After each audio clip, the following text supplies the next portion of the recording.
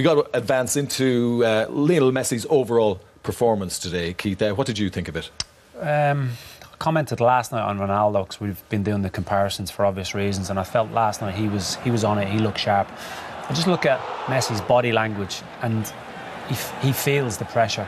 He was having to drop deeper into these types of positions. He's trying to link up play, but as we've already mentioned time and time again, the strength of the Icelandic side was between the 18-yard box, compact, disciplined. Anytime he did get a little bit of space, Didi's mentioned how well they delay things to try and recover, to get those bodies around him.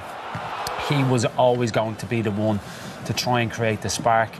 My worry for Argentina is that they only have top quality players, bordering world-class players, in those central attacking areas. Aguero, Higuain, Dybala, who may not get a sniff at this tournament because he plays in the exact same position as Lionel Messi.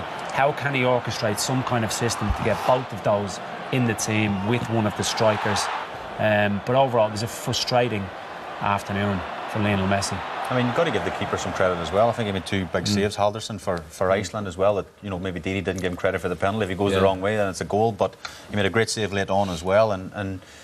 And Messi, obviously, the weight of the nation's on him, as we said before. We said at half-time, and it's even more so on him now, because in a sense he's dropped him a couple of points. He's missed that crucial penalty, and you know, he's a human being after all. We think he's not human, but he is. He's missed a big penalty. And I know a lot of people were making the point when Barcelona went out of the Champions League, oh, great for Argentina because it means Messi won't have played as many games. But he played 54 times for Barcelona this season. Ronaldo played 44 times for Real Madrid.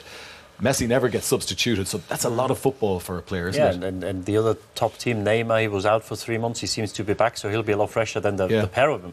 I think the problem with Messi is that in Barcelona, you see him dipping in and out of games, because sometimes I think he's the most dangerous when he stands on the right wing and you think he's got nothing to do with the game, and once the ball gets into his close to him, he comes alive, and he does. And he's got other players who can make a difference in the game.